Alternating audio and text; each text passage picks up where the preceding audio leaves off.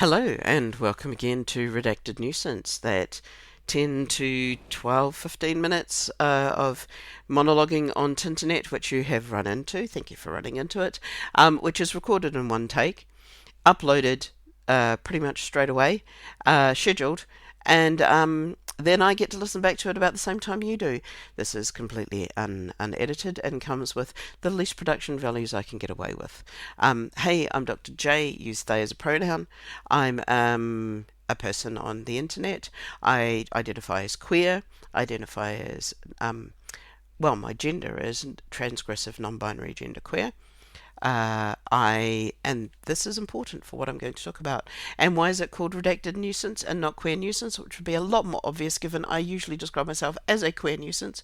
It's called redacted nuisance simply because I need to not use the word queer, not use the LGBTQ in the way that I title, the way that I label this, simply so that people who are in areas where being queer or accessing queer things may not be either legal or allowed or is not something that they want to be visible, they're able to access this. So it's making my thoughts as accessible as possible. Hi, thank you for listening, and I hope you're getting something out of this. There are people other than you in the world. And now I'm saying that because I grew up being totally queer in the village. And I know what it's like to feel so alone. I know what it's like to look around and go, oh my God, is there anyone like me out there? Because there's no one like me. There's no one who seems to think like me. There's no one who seems to worry about the things that I worry about in the space where I'm growing up. And I know that that's incredibly difficult. So, hi, if this is you, welcome. You're very welcome here. And I hope what I'm muttering on about helps some. Um, Hurrah! I can use changing rooms. Well, I can use the women's ponds up at Hampstead Heath. I can the desire of Sex Matters to continue to allow conversion therapy. Conversion therapy is horrible. If you've had to go through it, my sincere sympathies, and I empathise completely. I had the very edge of it, or I had it mildly, and it is horrible and has left some deep, deep psychological scars upon me. So I do hope that if you've gone through it, you are able to access help and you do not feel so alone. Sex Matters, a lovely group of people, wish to continue conversion therapy for anyone who is trans, and the European Rights Court has just basically done it and said, nah. The same group also wanted a ruling from a court in the UK to basically say that trans and non-binary people, but mostly trans, and when I say trans, they mean trans women, mostly, should not be allowed to use the ladies' ponds or the women's ponds up on Hampstead Heath. They were turned away by the court and was basically told, nah, no, we're not going to listen to this argument, and here is some really big slapping down of your arguments.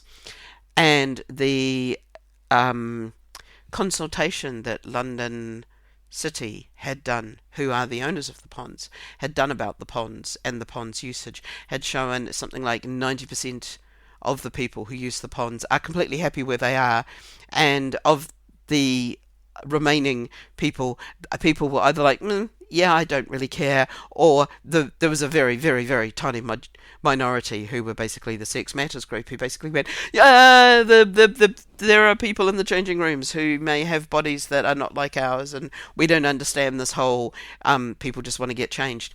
So that's what I thought I'd talk about today, because I'm having the interesting experience of, and I mentioned this last time, of I go to multiple gym spaces. I work out at a place called the Castle Centre. I work out at Nuffield Health up by Russell Street, and I go to a university gym nearby.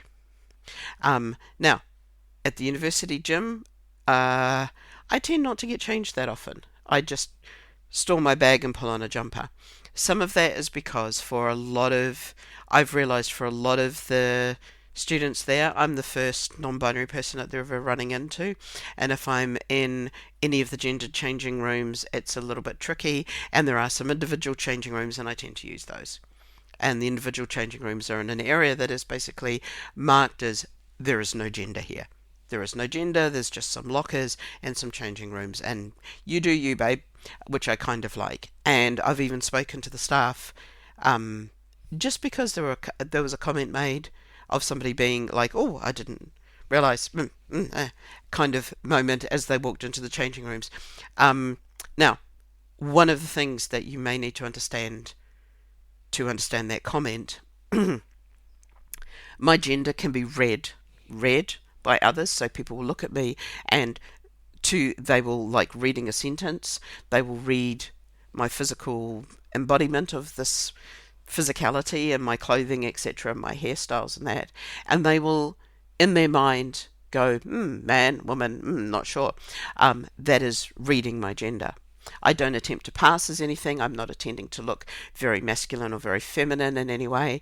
I'm not masc, but I'm also not femme. I just, my gender is confusion. How this plays out in gender changing rooms is that if I'm the first person that somebody sees when they walk into the changing room, that can cause them, and especially if I'm in a jumper or a hoodie or something like that, there's a little bit of confusion because people tend to read me as like, well, I'm not sure what this is, rather than, whoa, this is a woman. Because often when you walk into the changing rooms and you've seen this is the women's, you walk on in and you see somebody who meets that image inside your head, you just go, I'm in the right space. People see me and they often go, and some people will go and walk out, double check the door and walk back in, and little things like that.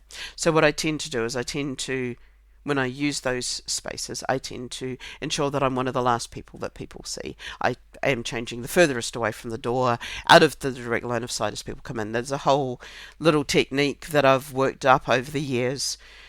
The fact that I do this and the fact that I'm so aware of it is not just my hypervigilance. It comes from actual experiences.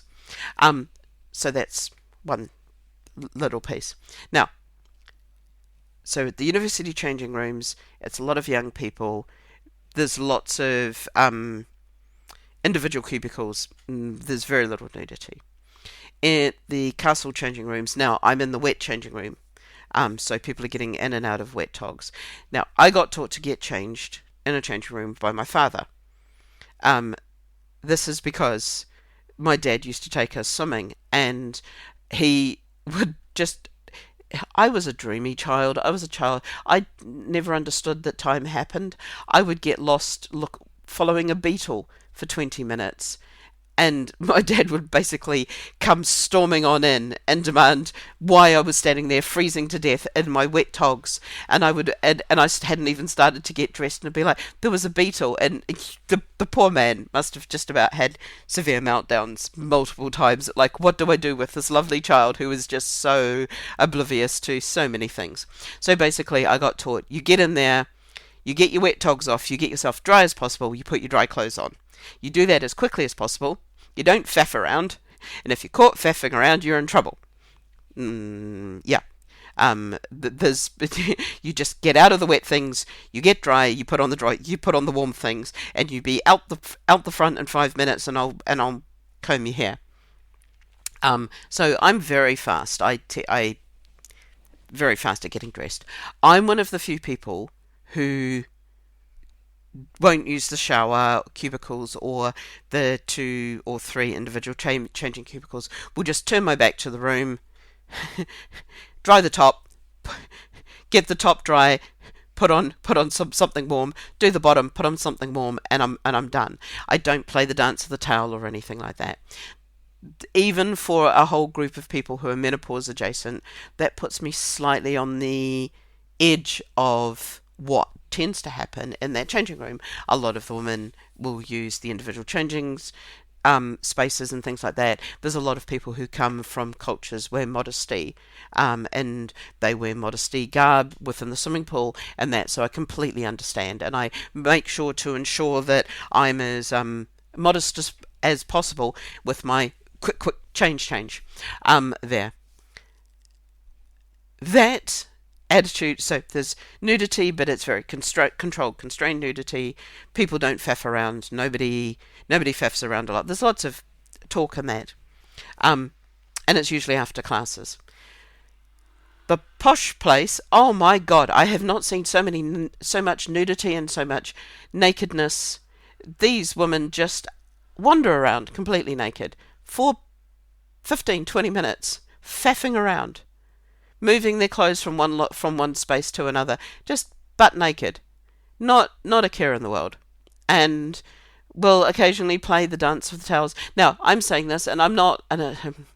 It's not like I'm sitting there perving on people. I'm sitting in the sauna, looking out at the changing room for 15 minutes, trying to get warm, because with losing weight, I get very cold now in the water, and coming out of the aquarobic session, I've realised if I spend 15 minutes in the sauna, I warm up enough that I'm not shivering by the time I come home because my temperature's dropped too much.